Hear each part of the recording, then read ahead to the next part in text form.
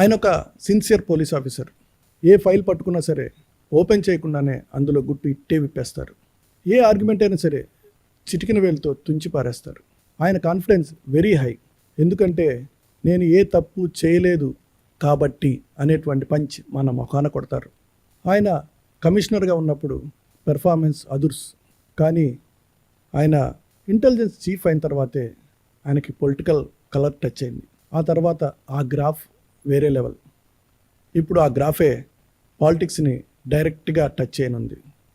So police ఆఫీసర్గా మీసం మెలేసిన ఆయన ఇప్పుడు రాజకీయ నాయకుడిగా మీసం మెలేస్తారా తెలియదా అంటే వైకే టీవీ స్టూడియోకి విచ్చేసినటువంటి ఏబి వెంకటేశ్వరరావు గారితో మాట్లాడి వారిని అడిగి తెలుసుకునే ప్రయత్నం చేద్దాం.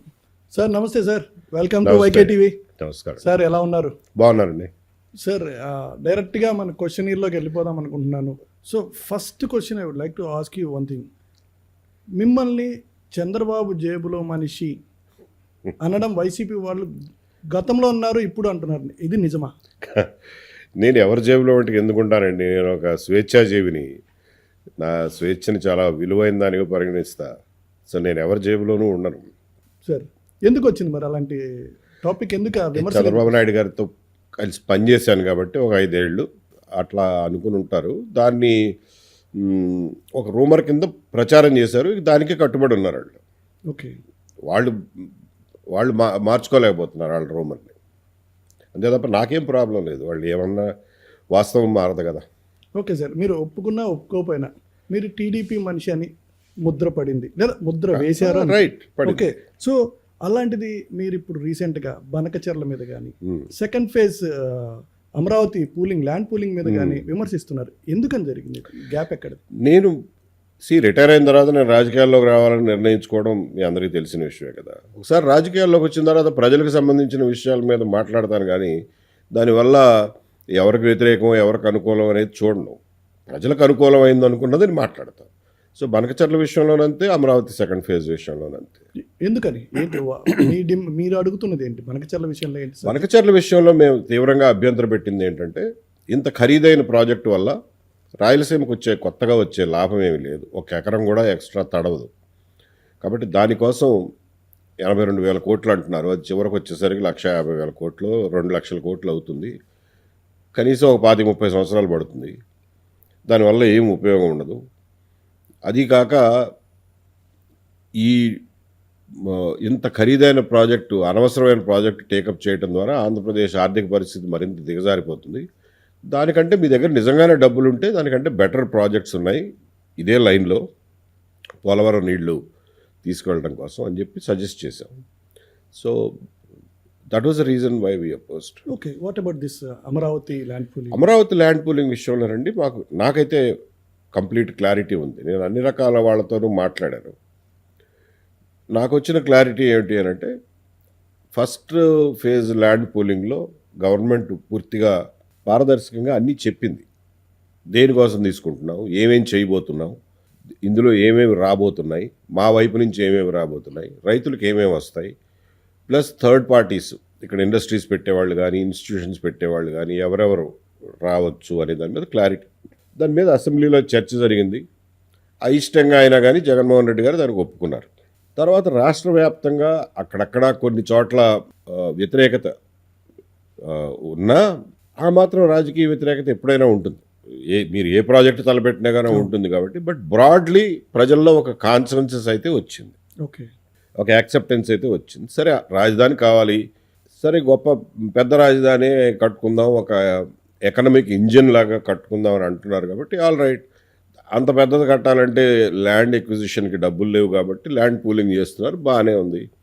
రైతులు నమ్మారు ప్రభుత్వాన్ని, ప్రభుత్వం కూడా రైతులకి రీజనబుల్లీ మంచి డీల్ ఇచ్చింది కాబట్టి ఒప్పుకున్నారు.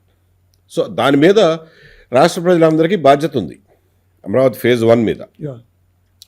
ఫేజ్ 2 విషయానికి వచ్చేసరికి ప్రభుత్వం ఏమీ ఓపెన్గా చెప్పడంలా. ఏంటంటే మీకు ఇంకా ఎందుకు కావాల్సి వచ్చింది ల్యాండ్ అని అంటే ప్రభుత్వం ఓపెన్గా చెప్పడంలా. ఈ పర్పస్ కోసం కావాలి అని చెప్పి ఓపెన్గా చెప్పడంలా. కాసేపు ఏమో స్పోర్ట్స్ సిటీ అంటారు, కాసేపు రైల్వే లైన్ అంటారు, కాసేపు రైల్వే స్టేషన్ అంటారు, కాసేపు అవుటర్ రింగ్ రోడ్ అంటారు, కాసేపు కాసేపు ఎయిర్పోర్ట్ అంటారు. వీటి విషయంలో ఇతమిద్దంగా ఇది అని చెప్పి గవర్నమెంట్ ఓపెన్గా రావడంలో మనం పేపర్లో లీకుల ద్వారా తెలుసుకోవడమే. అలా అయినప్పుడు రైతులు కనుక ఈ రోజున సరే ఏ కారణాల వల్ల అయితే కానివ్వండి సెకండ్ ఫేజ్లో రైతులు భూమిని ఇచ్చారే అనుకుందాం, గవర్నమెంట్ తను ఇచ్చినటువంటి ప్రామిస్ని ఫుల్ఫిల్ చేయలేదే అనుకుందాం, రేపు పొద్దున ఆ బాధ్యత అంతా రాష్ట్ర ప్రజల మీద రాష్ట్ర ప్రభుత్వం మీద పడుతుంది కదా. అవును. దాన్ని ఫుల్ఫిల్ చేయాల్సిన బాధ్యత రాష్ట్ర ప్రజల్ని కాన్ఫిడెన్స్లోకి తీసుకోకుండా పారదర్శకంగా వ్యవహరించకుండా అదేదో ప్రైవేట్ వ్యవహారం అన్నట్లుగా గవర్నమెంట్లో కొందరు రైతులు ఒక అగ్రిమెంట్ రాసేసుకుంటే రాష్ట్ర ప్రజలు బాధ్యత ఎలా పడతారు రేపు పొద్దున? Yeah. That is the long term that I'm thinking about. Okay. అదిగాక మీరు ఉన్నదాన్ని కంప్లీట్ చేయకుండా ఇది సెల్ఫ్ సస్టైన్ ప్రాజెక్ట్ అన్నారు కదా, అవును. So it should finance itself. Yes. అందులో గవర్నమెంట్ బిల్డింగ్లు ఏవైతే ఉన్నాయో దానికి గవర్నమెంటే ఖర్చు పెట్టాలి. అవును. బట్ అదర్వైజ్ ట్రంక్ ఇన్ఫ్రాస్ట్రక్చర్ కానీ వాటి అంతటికి సిఆర్డిఏ నుంచి వచ్చిన ఆదాయంతోనే చేసుకుంటామని అన్నారు. అవును. అది ముందు చేసేయండి. అది చేసేసిన తర్వాత ఇంకొకటి ఏమంటున్నామంటే మీకు రేపొద్దున మళ్ళీ ఎక్స్పాండ్ చేయాలి సిటీ అనుకుంటే గవర్నమెంటే ఎక్స్పాండ్ చేయాల్సిన అవసరం లేదుగా, ప్రైవేట్ ఇండివిజువల్స్ వాళ్ళే ఎక్స్పాండ్ చేసుకుంటారు. Yeah. మీరు మాస్టర్ ప్లాన్ ఇవ్వండి, మెయిన్ రోడ్స్ ఇక్కడ, సైడ్ రోడ్స్ ఇక్కడ, ఈ రోడ్డు వెడల్పింత అని చెప్పి ఇవ్వండి, యూటిలిటీస్కి ప్లేస్ ఇవ్వండి, మాస్టర్ ప్లాన్ తయారు చేసి వదిలిపెట్టండి. లైక్ హైదరాబాద్ లాగా Yeah. అర్బన్ అగ్లామరేషన్ అని చెప్పి ఒక 50-year మాస్టర్ ప్లాన్ ఇస్తారు. ఆ మాస్టర్ ప్లాన్ ఇస్తే దానికి అనుగుణంగానే ఇప్పుడు ఉన్నటువంటి రైతులు వాళ్ళన్నా డెవలప్ చేసుకుంటారు, ఆ చేతకాని రైతులు ఎవరైనా వేరే వాళ్ళకి అమ్ముకుంటారు. Okay. So leave it to the public.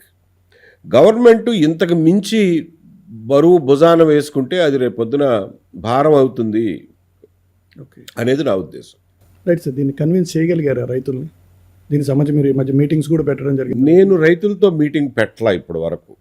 నేను మొన్న మందడంలో ఫస్ట్ ఫేజ్ ఫార్మర్స్తో మాట్లాడాను. ఓకే. సెకండ్ ఫేజ్ ఫార్మర్స్ని నేను ఇంతవరకు ముఖాముఖి ఎప్పుడు అడ్రస్ చేయలే. అంటే నేను అడ్రస్ చేస్తే మళ్ళీ వీడు చెడగొడుతున్నాడు అనే రాంగ్ మెసేజ్, చెడ్డ పేరు, రాంగ్ మెసేజ్ నాకెందుకు అని చెప్పి నా కన్సర్న్స్ రైతులను ఉద్దేశించి చెప్పా. ఓకే. మీరు జాగ్రత్తగా ఉండండి, మీరు ఆలోచించి చేయండి ఏం చేసినా కానీ అని. మీరు ఐపీఎస్ అధికారిగా హానెస్ట్ అనేటువంటి పేరు ఉంది మీకు. ఒక ఎస్పీగా ఇక్కడ పనిచేసినప్పుడు కానీ ఇప్పటికి కూడా ఏ అధికారిని కదిలిచ్చినా మీ గురించి చాలా గొప్పగా చెప్తారు. Okay. When you become IB చీఫ్గా వచ్చిన తర్వాత, ఇంటెలిజెన్స్ చీఫ్గా వచ్చిన తర్వాత ఈ ఎలిగేషన్స్ ఎందుకు వచ్చాయి, లేకపోతే ఈ ఆరోపణలు ఎందుకు వచ్చాయి? ఈ రెండు ఫేసులను మీరు ఎలా డిఫైన్ చేస్తారు? ఇంటెలిజెన్స్ చీఫ్గా ఉన్న వాళ్ళ మీద ఒక రకమైనటువంటి దృష్టి ఉంటుంది రాజకీయ నాయకులకి. అధికార పక్షంలో ఉన్న వాళ్ళకి ఉంటుంది, ప్రతిపక్షంలో ఉన్న వాళ్ళకి ఉంటుంది. ఓకే. అది ఆ పోస్ట్తో పాటు వచ్చేటటువంటి risk. It's a professional hazard that comes with that post. దానికి సిద్ధపడిన వాళ్ళే అటువంటి ఉద్యోగాలు చేయాలి. అధికార పక్షంలో ఏముంటుందో చెప్పినా, ఎవరికన్నా సీట్ రాకపోయినా, ఎవరికన్నా మినిస్ట్రీ రాకపోయినా, ఎవరికన్నా ఏదన్నా నామినేటెడ్ పోస్టు వస్తుందో అనుకున్నది రాకపోయినా, ఇదిగో వీడే చెప్పినట్టున్నాడు నా మీద పితిరీలు అంటారు. ఓకే. ప్రతివేలు ఇంటెలిజెన్స్ వైపు, ప్రతివేలు ఇంటెలిజెన్స్ వైపు చూపిస్తారు. అసలు మాకు సంబంధం లేదురా అని మేము నోరు తెరిచి చెప్పుకోలేని పరిస్థితి. ఇక ఎటువంటి రాళ్ళు మా మీద విసిరినా కానీ తట్టుకొని నిలబడటం తప్ప మేము చేయగలిగింది ఏమీ లేదు. ఎదురు తిరిగి చెప్పలేము ఓపెన్గా వాళ్ళకి. మాకు సంబంధం లేదు అని చెప్పలేము, సంబంధం ఉందని చెప్పలేము. సో కాబట్టి అధికార పక్షం నుంచి ఇది వస్తుంది. ప్రతిపక్షం నుంచి ఏమొస్తుందంటే, ఇప్పుడు ప్రతిపక్షం అన్నప్పుడు ఏదో ఒకటి వాళ్ళు గవర్నమెంట్ని డిస్టెబిలైజ్ చేయడానికి లేకపోతే గవర్నమెంట్ని బదనాం చేయడానికి ప్రయత్నం చేస్తుంటారు. వాటిని వీలున్నంత వరకు ముందుగా పసిగట్టి ప్రివెంటివ్ చర్యల ద్వారా వాటిని ఆపు చేయటం ఇంటెలిజెన్స్ డిపార్ట్మెంట్ యొక్క విధి. గవర్నమెంట్ యొక్క లెజిటిమేట్ స్టెబిలిటీని కాపాడడం అనేది ఇంటెలిజెన్స్ డిపార్ట్మెంట్ యొక్క one of the charter of duties. Okay. So ఆ పనిలో భాగంగా చేస్తూ ఉంటారు. చేస్తూ ఉన్నప్పుడు వాళ్ళ ప్లాన్ ఎప్పుడైనా భగ్నం అయిపోయింది అనుకోండి, ఇదిగో ఇంటెలిజెన్స్ డిపార్ట్మెంట్ వాళ్ళు అది చేస్తున్నారు, ఇది చేస్తున్నారు. ఇప్పుడు ఆ విషయం చెప్పకుండా జనరల్గా ఇంటెలిజెన్స్ డిపార్ట్మెంట్ మీద పడేసే బండ ఏంటంటే మా ఫోన్లు ట్యాప్ చేస్తున్నారు అంటారు. సో అదొక జనరల్ ఎలిగేషన్. వీళ్ళు గవర్నమెంట్లో ఉన్నారు, వాళ్ళకి తెలుసు, రేపొద్దున గవర్నమెంట్లోకి వస్తే వాళ్ళు ఏం చేస్తారో వాళ్ళకి తెలుసు. అయినా సరే దీన్ని ఒక ఇన్స్ట్రుమెంట్ లాగా వాడుకుంటూ ఉంటారు. ఆ రకంగా బదనాం అవటం అనేది ఈ పోస్టుకి కొత్త కాదు. నేను ఆ పోస్టులో ఉన్నప్పుడు నేను కూడా దానికి అతీతుడిని కాదు. రైట్ సార్, ఇదే సిచ్యువేషన్ మీకు తెలంగాణలో కనపడుతుంది, ఇక్కడ కూడా కనపడుతుంది, సేమ్ ఎలిగేషన్. సో ఇవన్నీ సిమిలర్గా ప్రతి రాష్ట్రంలో జనరల్గా జరిగే ఉంటాయి. కొన్ని రాష్ట్రాల్లో మరీ ఎక్కువ ఉంటుందండి, కొన్ని రాష్ట్రాల్లో అంత ఎక్కువ ఉండదు. మనకు కొంచెం సౌత్లో ఎక్కువ ఓకే. ఇటువంటి ఫినామినా. Right sir. జగన్ మానసిక వ్యాధితో బాధపడుతున్నారు అనేటువంటి కామెంట్ ఈ మధ్య చేయడం జరిగింది. Right. ఎందుకు అంత మాట అనాల్సి వచ్చింది? I really feel that there's something about his health. He cannot be a normal person. Okay. That is what I strongly believe. Because normal person అయినప్పుడు ఇంత అడ్డగోలుగా ఎవరు ఆలోచించలేరు. ఇప్పుడు పాలిటిక్స్ అన్నాక విమర్శించడం మామూలే, కానీ ఇంతలాగా ఒక ఏరియాని దృష్టిలో పెట్టుకుని ఏరియా మీద కక్ష సాధించడం ఏంటండి? అమరావతి మీద కక్ష ఏంటి ఆయనకి? ఏదో పాపం ప్రజలు వాళ్ళు మంచోళ్ళు చెడ్డోళ్ళు ఏదో కూడా ఒకడు వాళ్ళ తిప్పలు వాళ్ళు పడుతున్నారు. ఎక్కువ మంది 90% ఆఫ్ దెమ్ సన్నకారు రైతులే కదా. అవును. వాళ్ళు ఏం పెద్ద టాటాలు బిర్లాలు కాదు. 2 ఎకరాలు 3 ఎకరాలు 4 ఎకరాలు ఉన్నవాళ్ళు. ఇవాళకి మీరు చూస్తే అమరావతిలో అందరూ లుంగీలు కట్టుకుని తిరుగుతూ ఉంటారు. ఓకే. ఓకే, వాళ్ళ మీద మీకు కక్ష ఏంటి?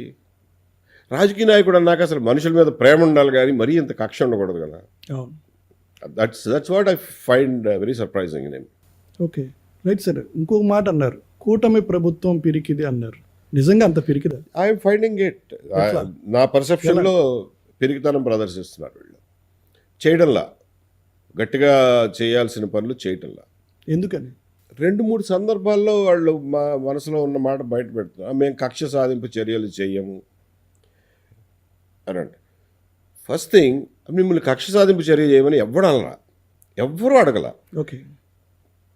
దుష్ట శిక్షణ అనేది మీ బాధ్యత, అవును. గవర్నమెంట్లో ఉన్న వాళ్ళ బాధ్యత. దుష్ట శిక్షణ గవర్నమెంట్ చేయకపోతే ప్రైవేట్ ఇండివిజువల్స్ చేస్తారా?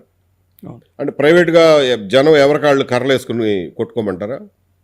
మీరు దుష్ట శిక్షణ చేయడానికి, చట్టాన్ని అమలు చేయడానికి, తప్పు చేసిన వాళ్ళని శిక్షించడానికే కదా మీకు ప్రభుత్వం అంటూ ఇచ్చింది. అయినప్పుడు దాన్ని కక్ష సాధింపు చర్య అంటారేంటి? కక్ష సాధింపు చర్య చేయమని ఎవరూ అడగల, ఒకటి. రెండోది, ఆ మధ్యన ఇంకొక మాట అన్నారు, ఇతను చేసిన దుశ్చర్యల మీద ఇన్వెస్టిగేషన్ చేయటం మొదలెడితే 25-30 ఏళ్ళు పడుతుంది, ఈ లోపల అభివృద్ధి ఏమైపోతుంది అని. అది కూడా ఒక విచిత్రమైన మాట.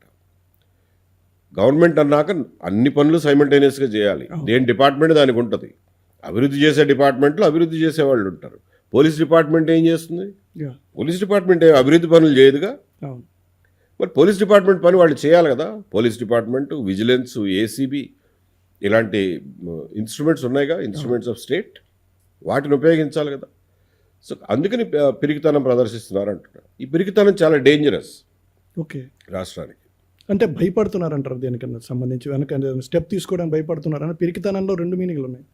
ఏ ఉద్దేశంతో చేస్తున్నారో ఇంకా క్లియర్గా అర్థం కావడం లేదు. ఒకవేళ చేస్తే రేపొద్దున ఎప్పుడైనా గవర్నమెంట్ మారినప్పుడు మళ్ళీ మన మీదకి వస్తారేమో అనే పిరికితనమైనా కావచ్చు, లేకపోతే ఎందుకు వచ్చిన గోల అసలే మంచోడు కాదు అన్న పెరుగుతనం కావచ్చు. 2 సమర్థనీయం కాదు. Right sir. అంటే కేంద్రంలో ఉన్నటువంటి ఎన్డీఏ ప్రభుత్వానికి ఏమైనా భయపడుతుందా, బీజేపీకి ఏమైనా భయపడుతుందా? I don't think so. కేంద్ర ప్రభుత్వాలు నాకు తెలిసి కేంద్ర ప్రభుత్వాలు రాష్ట్రాల ఇంటర్నల్ అఫైర్స్లో చట్ట ప్రకారం చేసే పనుల్లో ఎప్పుడు కలగజేసుకోవు. ఆయన చట్టవిరుద్ధంగా చేస్తేనే ఎప్పుడు కలగజేసుకోవాలి. కేంద్ర ప్రభుత్వం చట్టవిరుద్ధంగా ఎన్ని పనులు చేశాడు, దాంట్లోనే కలగజేసుకోవాలి కేంద్ర ప్రభుత్వం గత 5 ఏళ్ళు. మీరు చట్ట ప్రకారం చేస్తే వాళ్ళు ఎందుకు కలగజేసుకుంటారు? Right sir. అంటే ఇప్పుడు వైసీపీ విమర్శిస్తున్నట్టుగా రెడ్ బుక్ రాజ్యాంగం రాష్ట్రంలో లేదంటారు. లేదు, అదేమీ ఇంప్లిమెంట్ అవ్వడంలా. రెడ్ బుక్కే కాదు, రెడ్ బుక్ అనేది వాళ్ళ పొలిటికల్ స్లోగన్ అనుకోండి. బట్ మనం అడిగేది ఏంటంటే, జగన్మోహన్ రెడ్డి గారి ప్రభుత్వంలో జరిగిన దుర్మార్గాలు, అన్యాయాలకి న్యాయం జరిపించండి అని. Right sir. అంటే మీరు ఫస్ట్ టైం ఉన్నప్పుడే జగన్ సామ్రాజ్యం మీద చర్యలు తీసుకోవాలనేటువంటి కామెంట్ ఒకటి చేయడం జరిగింది.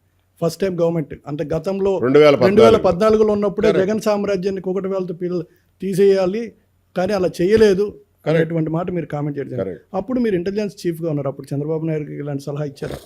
నేను ఇంటెలిజెన్స్ చీఫ్గా ఉన్నప్పుడు ఏం సలహా ఇచ్చాను, ఏమి ఇవ్వలేదు అనేది చెప్పడం కొంచెం ప్రొఫెషనల్గా కాన్ఫిడెన్షియాలిటీ దెబ్బతింటుంది. కానీ నేను ఇంటెలిజెన్స్ చీఫ్ కాక ముందు నుంచే చెప్పాను. ఓకే. చెప్పాల్సిన వాళ్ళకి ముందే 2014లో ఎలక్షన్ రిజల్ట్స్ వచ్చిన వారం రోజుల్లోనే నాకు చేతనైనంత ఇన్ఫర్మేషన్ తీసుకొచ్చి దీన్ని ఎలా ఒక కొలిక్కి తీసుకురావాల్సిన ఆవశ్యకత గురించి క్లియర్గా చెప్పాను. ఓకే. సో అయితే నా బాధ్యత అయితే నేను నిర్వర్తించాను. ఒక పౌరుడిగా మా బాధ్యత నిర్వర్తించారు. పౌరుడిగాను పోలీస్ నిర్వర్తించా, ఆఫీసర్. ఒక అధికారిగా కూడా నా బాధ్యత నేను నిర్వర్తించాను. అంతవరకు చెప్పగలను. Right sir. రాజధాని మహిళలను వైసీపీ ప్రభుత్వం అంటే గతం ప్రభుత్వం విపరీతంగా హింసించింది. కానీ ప్రస్తుత ప్రభుత్వం వారి మీద ఎలాంటి చర్యలు తీసుకోవట్లేదు. ఈవెన్ జగన్ మీద ఆయన మనుషుల మీద చర్యలు తీసుకోవడం లేదు అనేటువంటి కామెంట్ చేశారు. ఎలాంటి చర్యలు ఎక్స్పెక్ట్ చేస్తున్నారు? వాటి మీద కేసులు రిజిస్టర్ చేయాలిగా. ఎవరైతే ఎక్సెసివ్ ఫోర్స్ యూజ్ చేశారో ఆ రోజుల్లో మీకు గుర్తుండే ఉంటుంది, కవాతులు నిర్వహించేవాళ్ళు రాజధాని గ్రామాల్లో.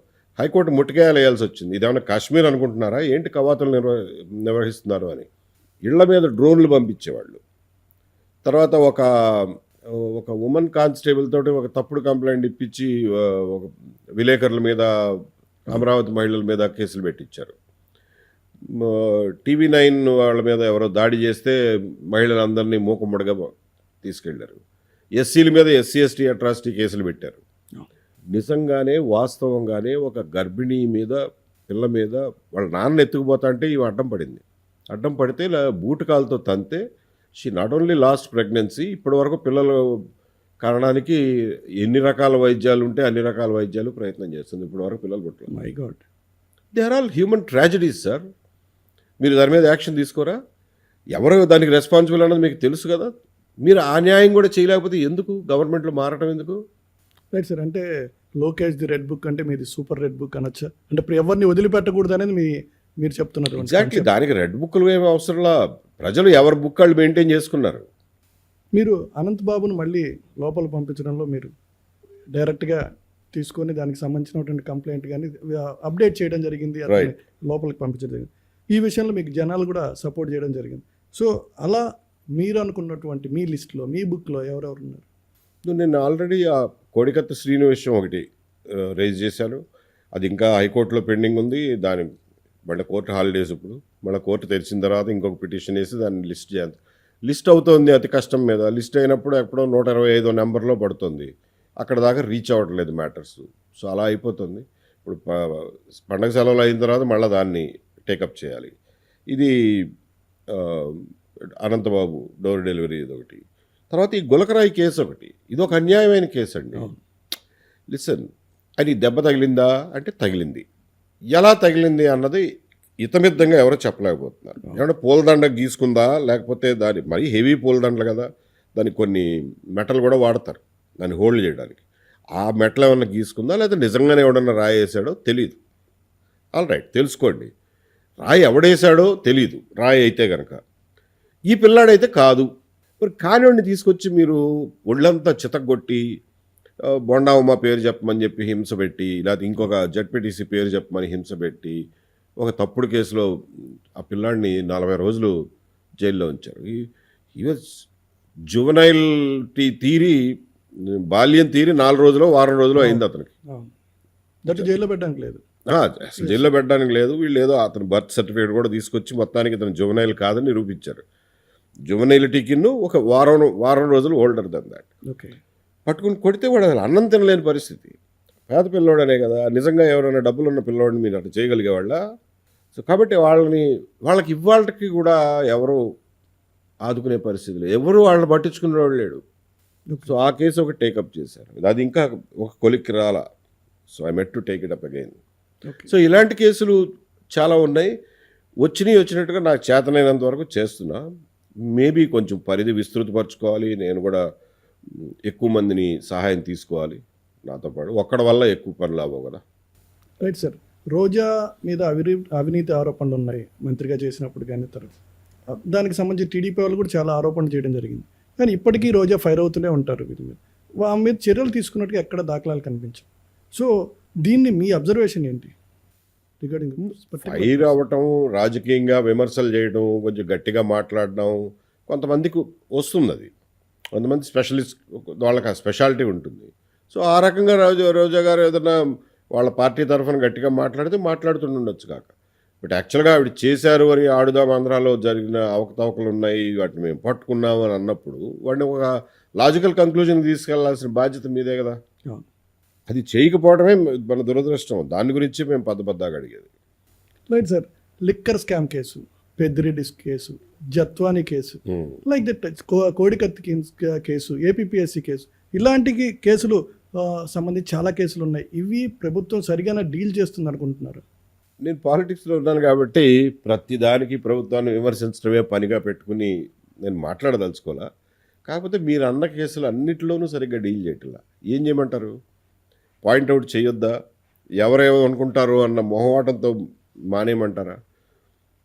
నిజమే కదా, ఏపీపీఎస్సీ కేసు ఎక్కడికి తీసుకెళ్లారు మీరు ఎల్ఈడి స్క్రీన్ పెట్టి గంట సేపు ఎక్స్ప్లెయిన్ చేశారు ఏ రకంగా అవకతవకలు చేశారు, ఏ రకంగా హాయ్లాండ్లో కూర్చోబెట్టి డ్రైవర్లతోనూ వెల్డర్లతోనూ పేపర్లు దిద్దిచ్చారు.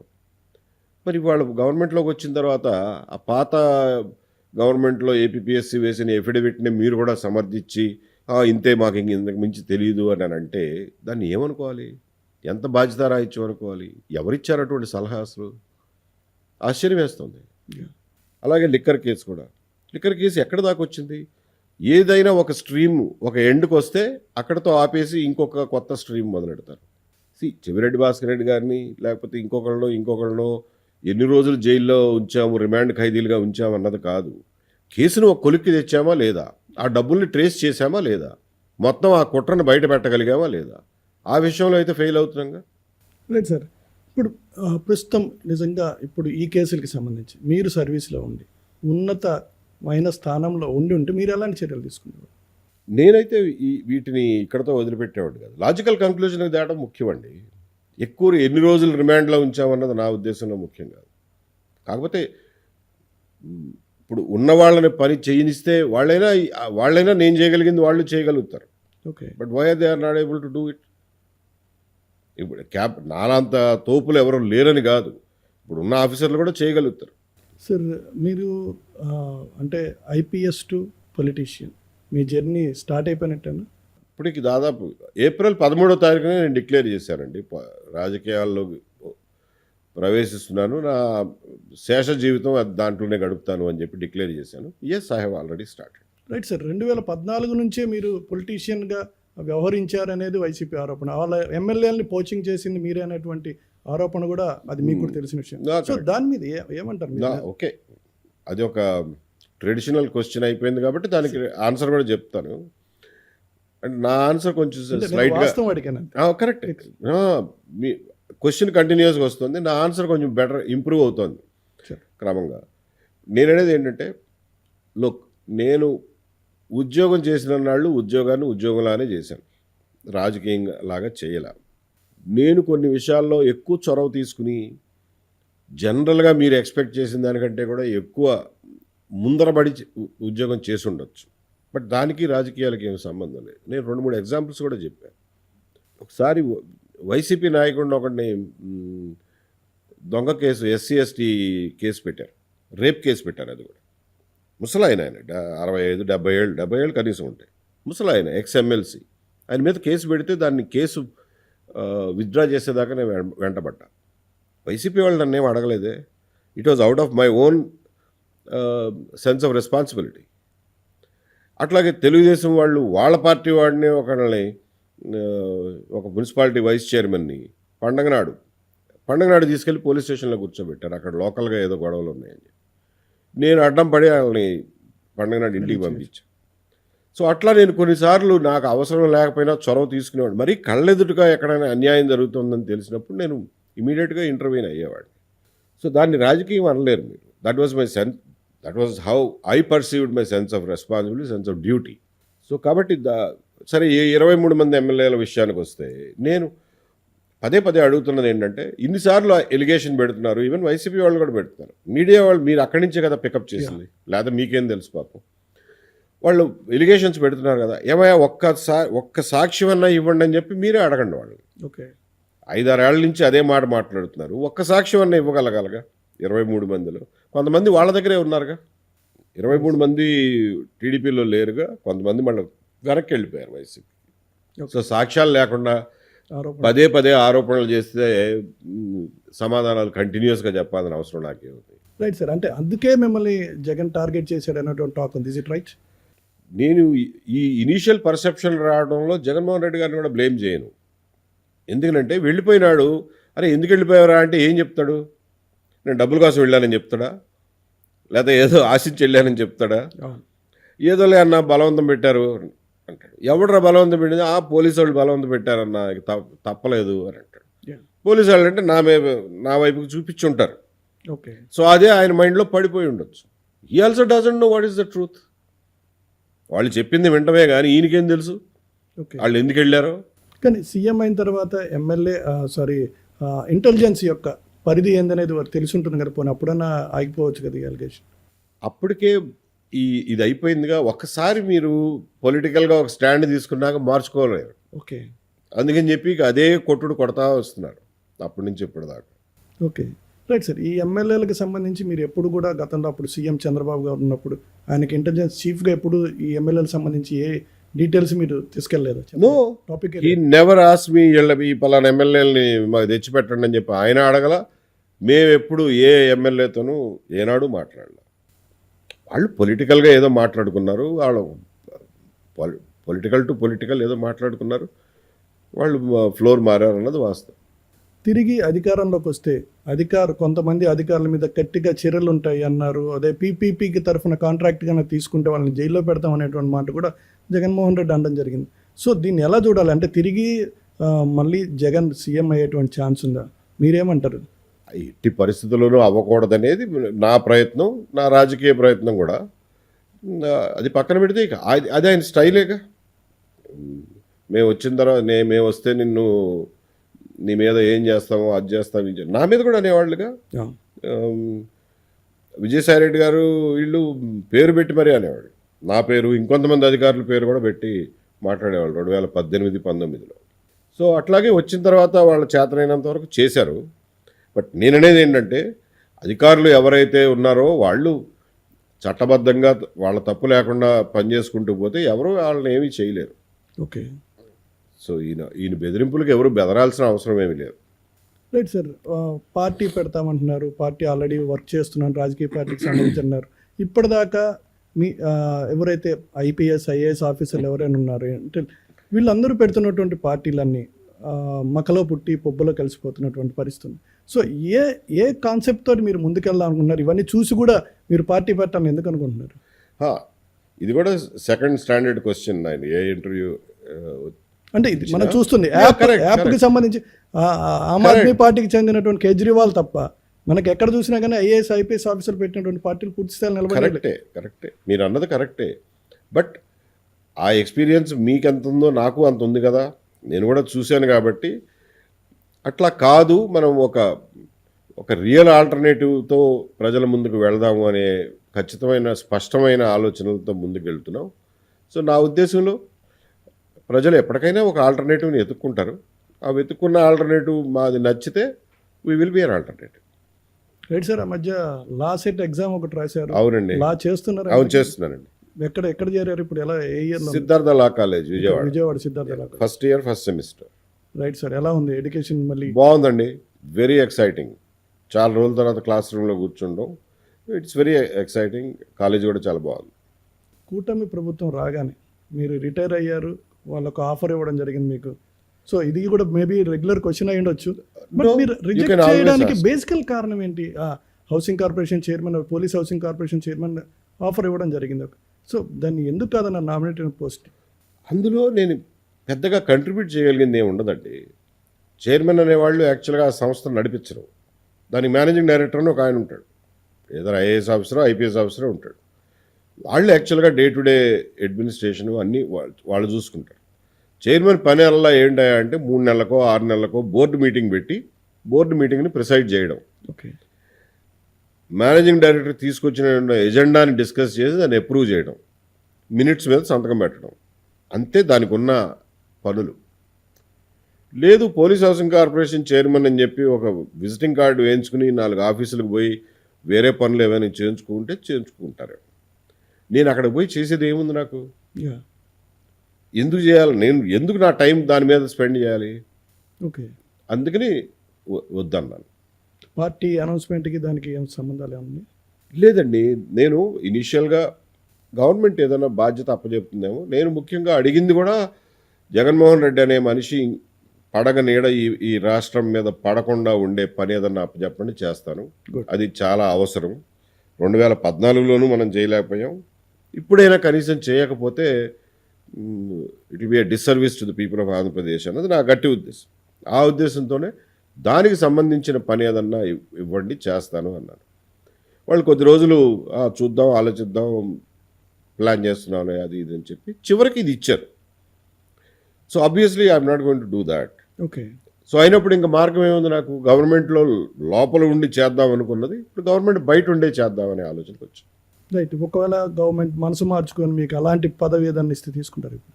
సో హైపోథెటికల్ క్వశ్చన్ కాబట్టి ఆన్సర్ చేయను. ఎందుకంటే it will look like as if I'm sending a signal. Okay.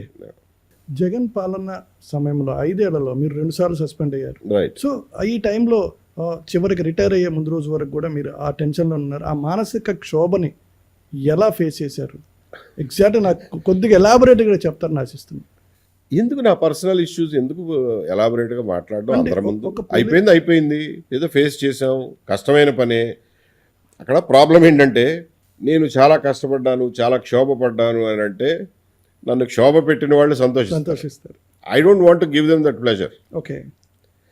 So all right, you did what you did.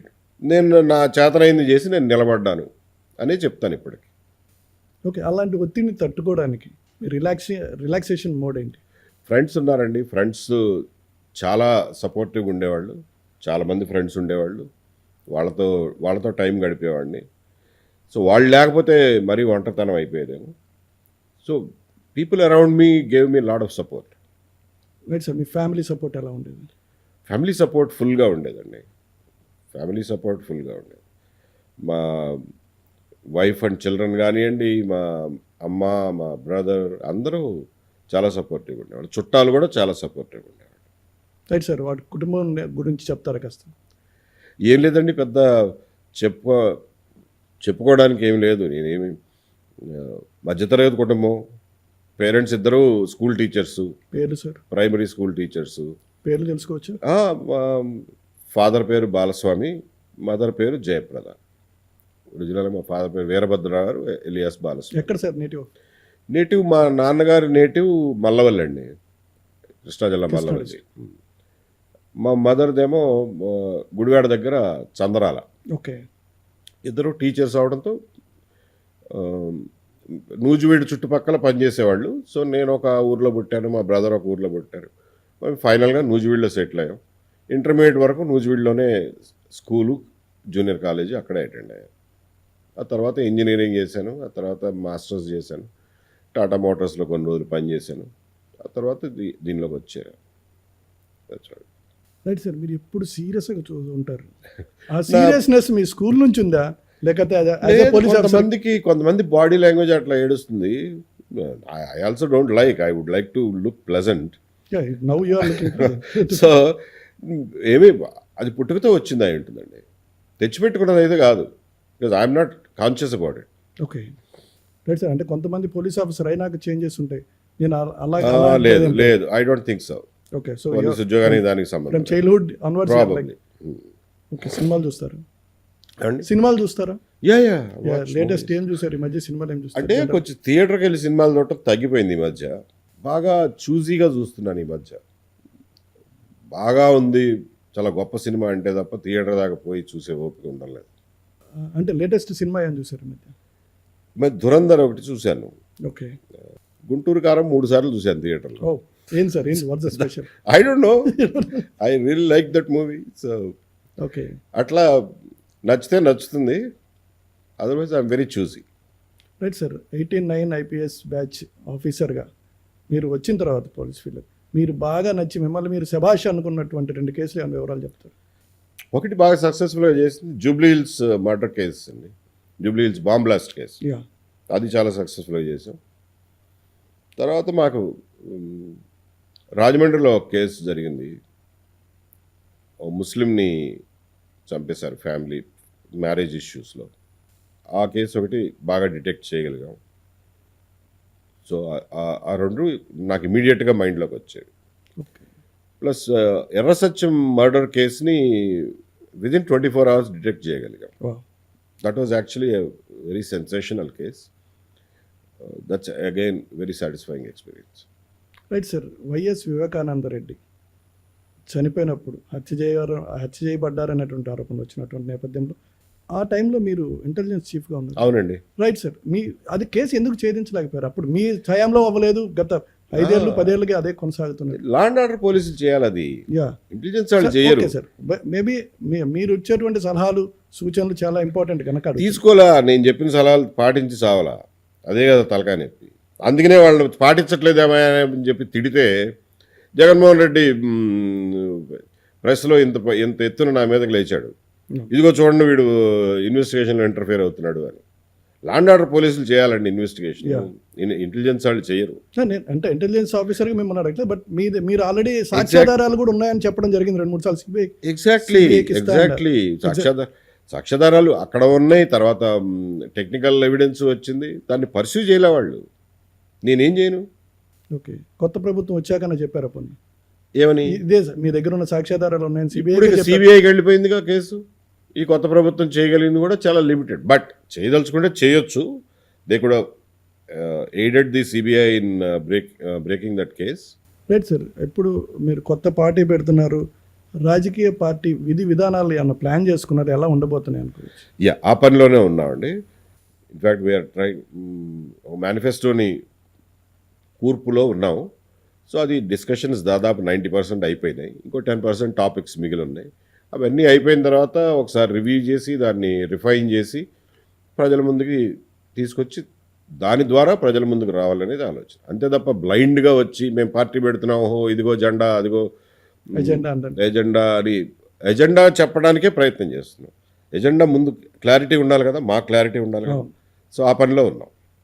Right sir. అంటే ఏవి ముఖ్యంగా ఏ కాన్సెప్ట్ వేటిని టచ్ చేసేటువంటి అన్ని భారతదేశం అనుకోండి, బట్ ముఖ్యంగా concentration will be on Andhra Pradesh. Okay. Andhra Pradesh రాష్ట్ర ప్రజల అభ్యున్నతికి కానీ, అభివృద్ధికి కానీ, వ్యక్తిగతమైన అభివృద్ధి కానీ, ఆర్థిక అభివృద్ధి కానీ, సామాజిక అభివృద్ధి కానీ తీసుకురావాల్సినటువంటి మార్పులు, ప్రభుత్వాలు చేయాల్సిన పనులు, చెయ్యకూడని పనులు, అలాగే చట్టపరంగా తేవాల్సిన మార్పులు, ఈవెన్ రాజ్యాంగంలో తేవాల్సినటువంటి మార్పులను కూడా సూచించదలుచుకున్నాం. మాకు చేతనవుతుందో లేదో తర్వాత విషయం, but at least in principle we should have an opinion on certain things. అట్లాగే వ్యవసాయం విషయంలో కానీ, విద్య విషయంలో కానీ, ఆరోగ్యం విషయంలో కానీ, పబ్లిక్ హెల్త్ విషయంలో కానీ, ట్రాన్స్పోర్టు, ఇండస్ట్రీ, అన్ని రంగాలని స్పృశిస్తూ, లేబర్ రిఫార్మ్స్, ఇలాంటివన్నిటినీ స్పృశిస్తూ మా మేనిఫెస్టో ఉంటుంది. అన్ని విషయాల మీద మాకు ఒక అభిప్రాయం అంటూ ఉంటుంది. కొన్ని అభిప్రాయాలు నచ్చవచ్చు మీకు, కొన్ని నచ్చకపోవచ్చు. ఓవరాల్గా పర్వాలేదురా వీళ్ళు అనుకున్న వాళ్ళు మాకు సహకరిస్తారని ఆశిస్తున్నాం. Right sir. ఇతర సిద్ధాంతాలను ఏమన్నా అబ్జర్వ్ చేసుకోవడానికి ట్రై చేస్తున్నారు, లైక్ కేజ్రీవాల్తో లాంటి వాళ్ళతో ఏమైనా మాట్లాడారా? లేదా ఇప్పుడు వెనకబడ్డారు, లోక్సత్తా నారాయణ ఉన్నారు, ఆయన పార్టీ పెట్టి వెనక తగ్గడం జరిగింది. జయప్రకాష్ జేపీ గారు పార్టీ పెట్టడం జరిగింది ఆయన. సో ఇలాంటి వాళ్ళతోటి ఏమన్నా డిస్కస్ చేసి, మేధావులతోటి ఏమన్నా డిస్కస్ చేసి ఏమన్నా పార్టీకి ఏమన్నా విధి విధానాలు ఫిక్స్ చేసేటువంటి ఛాన్సెస్ ఉన్నాయి? కేజ్రీవాల్ గారితో మాట్లాడలేదండి మేము ఎప్పుడు. జయప్రకాష్ నారాయణ గారితో ఒకసారి సంప్రదించాం, ఆయన సలహాలు తీసుకున్నాం, సలహాలు తీసుకున్నాం. వాటిని కొంత మేరకు ఇన్కార్పొరేట్ చేయడానికి ప్రయత్నం చేయాలి. యాక్చువల్గా జేపీ గారి ఆలోచనలు మా ఆలోచనలు దాదాపు ఒక 40-50% కలుస్తాయి. కాబట్టి ఆయన మళ్ళీ తిరిగి అడగాల్సిన పని లేదు. ఇంకా మిగిలిన వాళ్ళు ఎవరిని కాంటాక్ట్ చేయాలి, బికాజ్ వాళ్ళ ఆలోచనలు మావి ఎక్కడ కోయిన్సైడ్ కావు. ఓకే. Right sir. పార్టీ పెట్టడం అంటే ఈ రోజుల్లో అంటే కేవలం ఆర్థికంతోనే ముడిపడి ఉంటుంది. సో ఆర్థిక బలాన్ని చేకూర్చుకోవడానికి అన్ని ఏర్పాటు చేసుకున్నారు. First of all I contest that statement. Good. Party పెట్టడం అనేది ఆర్థిక బలంతో ముడిపడి ఉంటుంది. ప్రజల్లోకి వెళ్ళడం ఇప్పుడున్న పరిస్థితుల నుంచి ఎక్స్ప్లెయిన్ చేస్తాను. Yeah please. మీరు చెప్పింది సబబే, that is the general perception. అంటే డబ్బులు లేకుండా రాజకీయాలు ఎలా చేస్తారు ఈ రోజుల్లో అనేది జనరల్ పర్సెప్షన్. బట్ మేము దాన్ని స్ట్రాంగ్గా కంటెస్ట్ చేస్తాం. ఏమంటామంటే అసలు డబ్బులతో చేసేది రాజకీయం కాదు. రాజకీయం అనేది ఐడియాలతో చేసేది. నువ్వు ఒక ఐడియా ఇస్తావు, ఇంకొకళ్ళు ఇంకొక ఐడియా ఇస్తారు, జనానికి ఏది నచ్చితే అది తీసుకుంటారు. అంతే తప్ప నువ్వు 2000 ఇస్తావు, వాడు 2000 ఇస్తాడు, జనం ఏ బేసిస్ మీద నిర్ణయం చేసుకుంటారు? మీ గుణగణాల మీద, మీ అందచందాల మీద, మీ ఫ్యామిలీ హిస్టరీ మీద ఆధారపడి నిర్ణయం తీసుకోవాలా? విధానాల్లో కదా మీరు మార్పులు చూపించాల్సింది. ఏ విధానాల్లో మార్పులు చూపించకుండా నువ్వు 2,000 ఇచ్చినాడు 3,000 ఇచ్చినాడు పోటాపోటీ అంటే ఇదేమి ఈ రకమైనటువంటి పందాలు కోళ్ల మధ్యనే జరగవు. మనుషుల మధ్యన ఎట్లా పెడతారు? డబ్బుతో ముడిపడిన పని. So we think politics is all about ideas, it's not about money. Okay. So కాబట్టి ఆ మాత్రం పాలిటిక్స్ చేయడానికి సరిపడినటువంటి డబ్బు సమకూరుతుంది అన్న ఆశాభావంతో మేము మొదలెట్టాం. ఇప్పటి వరకు మాకు డబ్బు విషయంలో ఎక్కడ ప్రాబ్లం రాలా. అంటే మేము ఏదో కోట్లు ఇప్పటికే పోగు చేసామని చెప్పట్లేదు. బట్ మా పనులకి మా డీజిల్ ఖర్చులకి మా టీ కాఫీ ఖర్చులకి ఎక్కడ అడ్డం రాలా. దాతలు 5 లక్షలు ఇచ్చారు, అవే ఇంకా నడుస్తున్నాయి. ఓకే. సో అట్లా కావాల్సినప్పుడు డబ్బు వస్తుంది, దానికి సరిపడా డబ్బు ప్రజలు ఇస్తారు అనే నమ్మకం నాకుంది. Right sir. దీని వెనకాల అదృశ్య శక్తులు ఎవరో ఉన్నారు మీ పార్టీ పెట్టడం అని అన్నటువంటి ఇది ఒక రూమర్ సోషల్ మీడియా ఎక్కడ నేను ఎక్కడో చెప్పినట్టున్నా దీని గురించి. But I will repeat it because ఈ రూమర్ మళ్ళీ వస్తుంది కాబట్టి మళ్ళీ ఆన్సర్ చేయాల్సిన అవసరం ఉంది. ప్లీజ్. ఒక ఎమ్మెల్యే ఉన్నాడు, అది కూడా విజయవాడకు చెందిన ఎమ్మెల్యే ఉన్నాడు. ఓకే. ఆయన అసంతృప్తి ఆయనది, అదృశ్య శక్తులు పనిచేస్తున్నాయి అని చెప్పి చాలామంది ఊహించుకుంటున్నారు. అంటే probably they are thinking that అసలు ఏమీ లేకుండా వీడు ఒక్కడే ఒంటి కొమ్ము రాక్షసుడిలాగా వీడు ఎట్లా బయలుదేరతాడు అని నమ్మశక్యం కాక కూడా అలా అనుకోవచ్చు. బట్ ఇప్పటి వరకు ఈ పాడ్కాస్ట్ని వినే ప్రేక్షకులకి అర్థమయ్యేంత వరకు, ఇది స్ప్రెడ్ అయినంత మేర చూసిన వాళ్ళకి నేను చెప్పదలుచుకున్నది ఒకే ఒకటి: మా వెనకాల ఎవ్వరూ లేరు, ఏ రాజకీయ నాయకులు లేరు, ఏ కార్పొరేట్ శక్తులు లేవు, ఏ డబ్బు గలవాళ్ళు లేరు. మేము చాలా కొద్ది మందిమి, ఆలోచనా పరులమి, అభ్యుదయ భావాలు కలిగిన వాళ్ళమి. ఈ రాష్ట్రం బాగుండాలి, ప్రజల్లో కెపాసిటీ ఉంది, ఆ కెపాసిటీకి సరిపడా వాళ్ళు అభివృద్ధి చెందాలి అని గట్టిగా నమ్మేవాళ్ళం మేమే తప్ప మా వెనకాల ఎవ్వరూ లేరు. ప్రస్తుతానికి మా మాట నమ్మండి, మీకు పోయేదే ఉంది. ఎగ్జాక్ట్. రైట్, నమ్ముతున్నాం. Unless proved otherwise we are right. Right sir. Sir, ఇప్పుడు దీని కాకుండా ఇంకొక టాక్ కూడా ఉంది. దీన్ని మీరు పార్టీ పెట్టడం వెనకాల టీడీపీ మేనిఫెస్టో ఉంది. మిమ్మల్ని ముందు పెట్టి బీజేపీని కానీ లేదా జనసేనలో వచ్చేటువంటి సమస్యలను తొలగించుకోవడానికి మీ ద్వారా వారి మీద అలిగేషన్ చేయడానికి ఒక పన్నాగం అనేటువంటి టాక్ ఉంది. ఇది మీ దృష్టికి వచ్చిందా? వస్తే దాని గురించి కూడా అంటుంటారు. చంద్రబాబు నాయుడు గారు పెట్టిన బొమ్మ వీడి వెనకాల టీడీపీ వాళ్ళే ఉన్నారు అని చెప్తున్నారు కదా. అది కూడా ఏ మాత్రం వాస్తవం లేదు అందులో. అటువంటిది మీరేమి నమ్మొద్దు. అసలు మీకు అంత కష్టం ఏంటండి? ఒక మనిషి వచ్చి రాజకీయాల్లోకి వస్తున్నాడు, వాడెవడో రిటైర్ అయినాడే అనుకోండి, ఒకడెవడో రాజకీయాల్లోకి వస్తున్నాడు, వాడు చెప్పేదాని మీద మీరు ధ్యాస పెడతారా, లేకపోతే వాడి ఇన్నర్ మోటివేషన్ మీద మీరు ధ్యాస పెడతారా? Why are you wasting your time on me? I'm trying to find out my motivation. నేను ఏం చెప్తున్నానో అది వినండి, నచ్చితే ఓకే, నచ్చకపోతే దాని మీద విమర్శించండి, తప్పలేదు. ఎందుకు ఊహించుకుంటారు లేనిపోయినవి? అయినా సరే క్లారిఫై చేస్తున్నాం ఒకసారి. తెలుగుదేశం లేదు, నా వెనకాల వేరే రాజకీయ పార్టీలు, రాజకీయ శక్తులు, డబ్బులు ఏమీ లేవు. లేదు సార్, మీరు చాలా సీనియర్ మోస్ట్లు, బాగా మేధావు వర్గానికి చెందినటువంటి వాళ్ళు, లేకపోతే జేడి లక్ష్మీనారాయణ గారు కావచ్చు, లేకపోతే జేపీ గారు కావచ్చు, మీరు కావచ్చు, లేకపోతే విజయ్ కుమార్ కావచ్చు, మీరందరూ రాజకీయాల్లోకి రావాలి అనుకోవడం అంటే ఒక ఆఫీసర్గా చేయలేనటువంటిది రాజకీయాల్లో చేద్దాం అనుకుంటున్నారు. అడిగారు కానీ అసలు రాజకీయాలకి ఉద్యోగానికి సంబంధం ఏముందండి? ఉద్యోగం అంటే you are a servant, you are a public servant. మీకు చెప్పిన పని మీరు ఏ పోస్ట్లో ఉన్నారో ఆ పోస్ట్ వరకు ఉన్న పరిమితుల లోపల గిరిగీసుకుని చేయాల్సిన పని. రాజకీయాలంటే అట్లా కాదుగా. 360 degrees చాలా విస్తృతమైనటువంటి పరిధి ఉంటుంది. కాబట్టి దానికి దీనికి సంబంధం లేదు. ఇంతమంది రిటైర్డ్ బ్యూరోక్రాట్స్ రాజకీయాల్లోకి వాళ్ళ ఆలోచనలతో వాళ్ళు వస్తున్నారు. అందరివి ఏకీభవించక్కర్లేదు. వస్తున్నారు అని అంటే there is a gap, there is a vacuum and there is people with inner urge. లోపల ఎక్కడో రగులుతా ఉంది, కనిపించని పొలికాక మనుషుల్లో ఉంది. అది ఈ రూపంగా ప్రస్ఫుటం అవుతుంది. సో ఆ ఫినామినాని ఒకటి కొంచెం అర్థం చేసుకోండి. లేకపోతే ఎందుకు వీళ్ళందరూ పని లేక వస్తున్నారా? రిటైర్ అయ్యి దుప్పటిదాన్ని పడుకోలేక వస్తున్నారా? దట్ మీన్స్ వాళ్ళలో ఏదో తీరని అసంతృప్తి ఉంది. అది ఉద్యోగపరంగా కాదు. ఉద్యోగపరంగా అసంతృప్తి ఏంటి, సంతృప్తి ఏంటి, బూడిదే. అంటే ఉద్యోగపరంగా ప్రజలకు చేద్దామనుకున్నది చేయలేక ఆ భావన ఈ రాజకీయ రూపంలో చేయగలరు. లేదండి, ఇప్పుడు ఉద్యోగపరంగా చేయగలిగినంత వరకు ప్రజలకు చేస్తూనే ఉంటారుగా. గుడ్. అక్కడేదో నన్ను కొంచెం ఇబ్బంది పెట్టారు, ఉద్యోగంలో కొద్దిగా ఇబ్బంది అయింది, నేను అడిగిన పోస్టింగ్ వేయలేదు అని చెప్పి బయటకు వచ్చి ఎవడో రాజకీయ పార్టీ పెట్టాడు. బెటర్. ప్రజల గురించి ఆలోచించేవాళ్ళు, ఏదో చేద్దామని అనుకునే వాళ్ళే, సమాజం కోసం ఏదో ఒకటి చెయ్యాలి అనుకునే వాళ్ళే వస్తారు. లేకపోతే వాళ్ళ టైము, వాళ్ళకున్న కాస్త కోస్త డబ్బులు, వాళ్ళ మెంటల్ పీసు దీనికోసం ఎందుకు ఖర్చు పెడతారు? Give them A patient hearing, give them A benefit of doubt అని నా రిక్వెస్ట్. Right sir. మీరు విజయవాడ కేంద్రంగా ప్రజల అభిప్రాయ సేకరణకు ఒక కేంద్రం పెడతామన్నట్టుకున్నారు. సో దానికి సంబంధించి పార్టీకి సంబంధించి అభిప్రాయ కాదు, అది కొంచెం మిస్కమ్యూనికేషన్ అయింది. ఆ రోజున ఏమైందంటే ఆ పెద్ద ఆయన కృష్ణారావు గారు ఏమో పెద్ద ఆయన అయిపోయారు, ఎక్కువసేపు కూర్చోబెట్టలేము. వివి కృష్ణారావు తొందరగా ముగించాలి సభ, మాట్లాడాల్సిన వాళ్ళు ముగ్గురు ఉన్నాం. అందుకని చెప్పి నేను గబగబా చెప్పేశాను చెప్పదలుచుకున్నది. అందులో కొంత మిస్కమ్యూనికేషన్ అయ్యి ఉండొచ్చు. నేను అన్నది ఏంటంటే విజయవాడ నగరం విభిన్న రాజకీయ అభిప్రాయాలకి కేంద్రం. Okay. Over a period of time it has been like that. Right wing దగ్గర నుంచి ఎక్స్ట్రీమ్ లెఫ్ట్ వింగ్ వరకు అన్ని అభిప్రాయాలు ఉంటాయి. మీకు తెలుసో తెలీదో, ఒరిజినల్గా సెంట్రల్ కోఆర్డినేషన్ కమిటీ అని, coordination committee of communist revolutionaries of India అని, CCCRI అని కొల్లా వెంకయ్య గారు వీళ్ళందరూ విజయవాడలో మీటింగ్ పెట్టి అక్కడ అయింది. నక్సలైట్ల పుట్టుక విజయవాడలో జరిగింది. సో నక్సలిజం నుంచి అన్ని రకాల భావజాలాలకి విజయవాడ ఒక కేంద్ర బిందువు. ఇవాళకి కూడా వాళ్ళ వారసులు లేకపోతే తర్వాత తరాల నాయకులు పెద్దాళ్ళు అయిపోయారు, అంత యాక్టివ్గా లేరు, అయినా కానీ ఉన్నారు.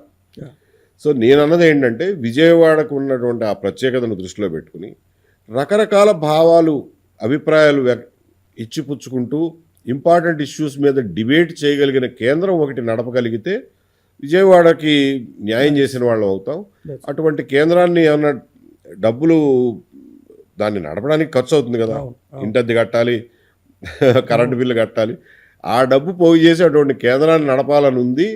వివి కృష్ణారావు గారి జ్ఞాపకార్థం, ఆయన గౌరవార్థం.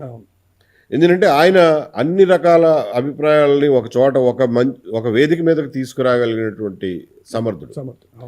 కాబట్టి ఆయన గౌరవార్థం ఇటువంటి కేంద్రాన్ని నడపాలని ఉందండి. చేతనైతే డబ్బులు పోగైతే ఈ సంవత్సరంలో చేసి వచ్చే సంవత్సరం ఇదే రోజుకి మీకు రిపోర్ట్ ఇస్తామని చెప్పారు. సో అంతే తప్ప యాక్చువల్గా అది రాంగ్గా ఏం కన్వే అయిందంటే మేమేదో డబ్బులు పోగేసుకున్నాక పార్టీ అనౌన్స్ చేద్దామని డిక్లేర్ చేసినట్టుగా వచ్చింది. అది వాస్తవం కాదు.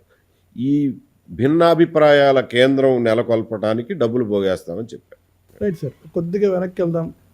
శ్రీలక్ష్మి గారు లాంటి వారి మీద కూడా ఆరోపణలు ఉన్నాయి, ఐఏఎస్ ఆఫీసర్ మీద. అలాగే IPS ఆఫీసర్ మీ మీద ఆరోపణలు ఉన్నప్పుడు ఆవిడికి పోస్టింగ్ ఇచ్చి మీకు పోస్టింగ్ ఇవ్వకపోవడాన్ని ఎలా చూడొచ్చు? ఎవరిచ్చారు పోస్టింగ్ ఆవిడకి? జగన్మోహన్ రెడ్డి గారి గవర్నమెంట్లోనా? అవును. పోస్టింగ్ ఇవ్వడం అంటే ఆవిడ తెలంగాణలో ఉంటే ఇక్కడికి డెప్యుటేషన్ మీద తెచ్చుకున్నారు కదా. సో వాళ్ళకి ఇష్టమైంది ఇచ్చారు, అందులో ఆశ్చర్యం ఏముంది? ఓకే. సో అది ఇష్యూనే కాదు. Right sir. మీరు అంటే క్యాస్ట్ పరంగా ఇది అడగకూడదు, నాకు ఇష్టం లేని ప్రశ్న. శుభ్రంగా అడగండి, మనం దాచిపెట్టుకుంటే దాగేవి కాదు. ఇప్పుడు చంద్రబాబు నాయుడు గారు ఉన్నప్పుడు మిమ్మల్ని చీఫ్గా పెట్టుకున్నారు. సో జగన్మోహన్ రెడ్డి వచ్చినప్పుడు ఇంకో రెడ్డి గారిని చీఫ్గా పెట్టుకుంటారు. సో ఈ క్లాష్ అనేటువంటిది మీరు అంటే క్యాస్ట్ బేస్డ్ క్లాష్ అనుకోవాలా, లేకపోతే వారినే ఎందుకు నమ్మాల్సి వస్తుంది ఎవరికి వాళ్ళు? లేదండి, ప్రొసీజర్ ప్రకారం జరుగుతుంది కదా. నేను అంత స్వీపింగ్ స్టేట్మెంట్ నేను ఇవ్వను. ఎందుకంటే ఫర్ ఎగ్జాంపుల్ చంద్రబాబు నాయుడు గారు వచ్చినప్పుడు ఫస్ట్ ఇనీషియల్గా అనురాధ గారిని పెట్టుకున్నాను. ఆవిడేమీ సేమ్ కమ్యూనిటీ ఏం కాదు. తర్వాత నన్ను తీసుకొచ్చాను. ఒకసారి తీసుకొచ్చిన తర్వాత unless you are unhappy with that man you generally use to continue. అంతకుముందు 7 ఏళ్ళు 8 ఏళ్ళు కూడా చేసేవాడు. ఇప్పుడు అరవిందరావు గారు ఉన్నారు. అరవిందరావు గారు 5 ఏళ్ళు ఆయనే ఉండేవాళ్ళు ఇంటెలిజెన్స్ చీఫ్గా. తర్వాత ఎప్పుడో వైఎస్ రాజశేఖర రెడ్డి గారు చనిపోయిన తర్వాత కొన్ని నెలలకి ఆయన ట్రాన్స్ఫర్ చేశారు అనుకోండి. Otherwise he would have continued for another 5 years. So కాబట్టి ఈ పోస్ట్లో ఏంటంటే ఇన్స్టిట్యూషనల్ మెమరీ అవసరం. 2 ఏళ్ల కిందట ఏం జరిగిందో అది ఉంటేనే ఇవాళ డెసిషన్ మేకింగ్ ఈజీ అవుతుంది.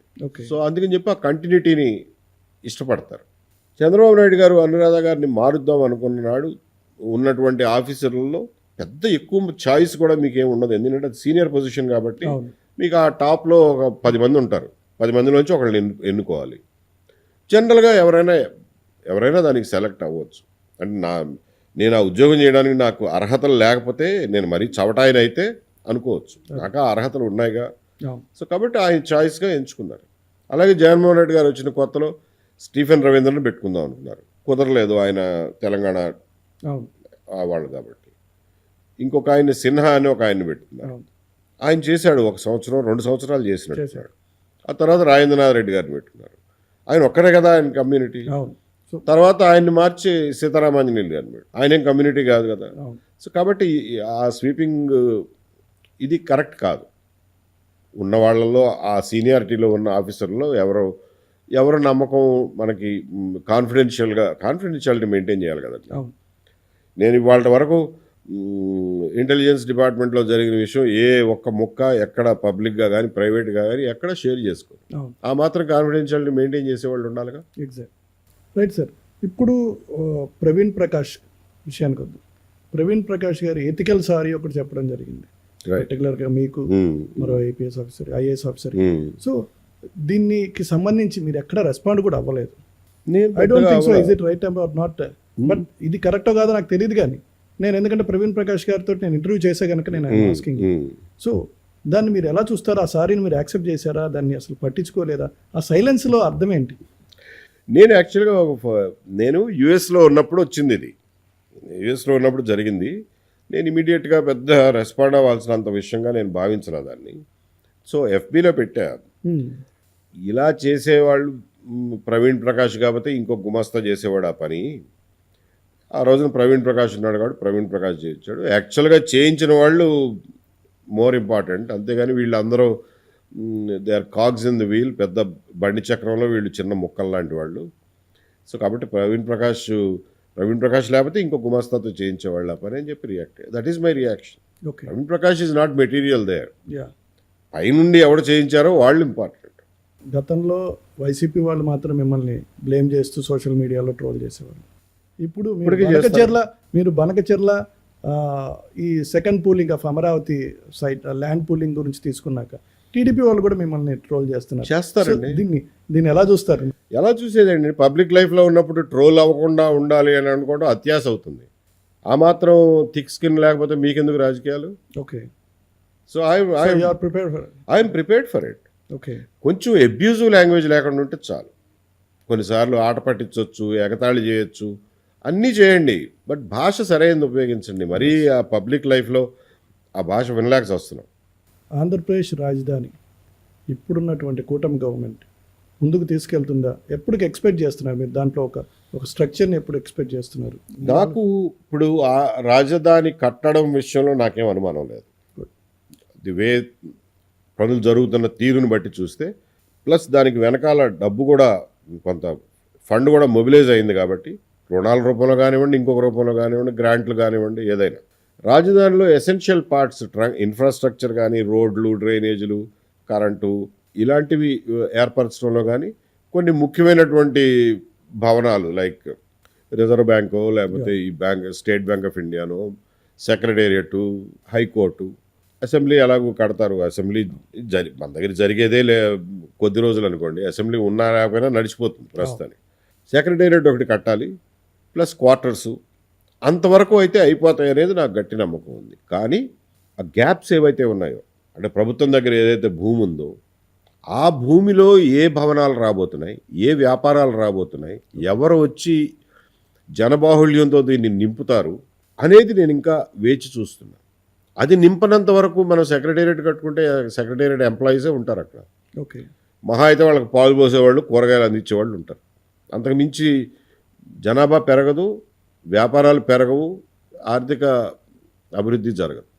కాబట్టి గవర్నమెంట్ దగ్గర ఉన్న ల్యాండ్లోకి ఎటువంటి సంస్థలను తీసుకొస్తారు? కేంద్ర ప్రభుత్వ సంస్థలు అన్నీ అయిపోయినాయి, ప్రైవేట్ సంస్థలను తీసుకురావాలి. వాళ్ళు ఎటువంటి సంస్థలను తీసుకొస్తారు, వాళ్ళు ఎంత మేరకు ఎంప్లాయ్మెంట్ జనరేట్ చేయగలుగుతారు అనేది నేను ఆతృతగా ఎదురు చూస్తున్నాను. ఐ హోప్ ఈ 3 ఏళ్లలోనే ఎంతో కొంత ఆ విషయంలో పురోగతి కనిపించాలి మనకి. అప్పుడే అమరావతి ఆర్థికంగా నిలబడగలుగుతుంది. Right sir. పోలవరం మీద మీ యొక్క స్టాండ్, ప్రస్తుతం పోలవరంకి సంబంధించి మీ అబ్జర్వేషన్స్ ఏంటంటే రాష్ట్రంలో ఉన్న 2 పార్టీలు, కేంద్రంలో ఉన్న గవర్నమెంటు 3 కూడా పోలవరాన్ని 41.5 మీటర్లకి వరకు కంప్లీట్ చేసి అనిపించేద్దామనే ప్రయత్నంలో ఉన్నట్టుగా నాకు అనుమానం కలుగుతుంది. ఓకే. అసలు దాని ఒరిజినల్ హైట్ ఏదైతే 45 మీటర్లు ఉందో అక్కడ వరకు తీసుకెళ్లే ఉద్దేశం కానీ తొందర కానీ వీళ్ళకి ఎవరికి లేనట్టుగా కనిపిస్తుంది. అది నాకు చాలా ఆందోళన కలిగించే విషయం. ఎందువల్లంటే 41 మీటర్ల పోలవరం ఉన్నా ఒకటే, లేకపోయినా ఒకటే. ఓకే. దాని బదులు Dhavaleswaram barrage is good enough. Okay. ధవళేశ్వరంకి పోలవరం 41 మీటర్లకి తేడా ఏమి లేదు. 45 మీటర్ల వరకు కావాల్సిన R&Rకి కావాల్సిన డబ్బు తెచ్చుకుని వాళ్ళకి రీహాబిలిటేషన్ కంప్లీట్ చేసి 45 మీటర్ల వరకు నీళ్లు నిలబెట్టగలిగినప్పుడు మాత్రమే పోలవరం పూర్తయినట్టు లెక్క. ఓకే. సో ఆ విషయంలో ఎవ్వరూ చొరవ కానీ తొందర కానీ చూపించట్లేదు అనేది నా బాధ. సో దాని మీద కంటిన్యూస్గా మేము మాట్లాడుతూనే ఉన్నాం, పాయింట్అవుట్ చేస్తూనే ఉన్నాం. మీడియా వాళ్ళు కూడా మన ఇరిగేషన్ మినిస్టర్ గారిని చీఫ్ మినిస్టర్ గారు కానీ పోలవరం గురించి మాట్లాడినప్పుడు ఈ ఒక్కటే ప్రశ్న వేయండి, ఏమంటే 45 మీటర్ల నీళ్లు ఎప్పుడు నిలబెడతారో చెప్పండి. ఓకే. అంతే తప్ప మీ ఈసీఆర్ఎఫ్ డ్యామ్ అయిందా, గ్యాప్ 1 పూర్తయిందా, గ్యాప్ 2 పూర్తయిందా, కాఫర్ డ్యామ్ ఏమైంది, గేట్ పెట్టారా లేదా, ఇవన్నీ ఇంపార్టెంటే కానీ వాటి వల్ల పెద్ద తేడా ఏం పడదు మనకి. Right sir.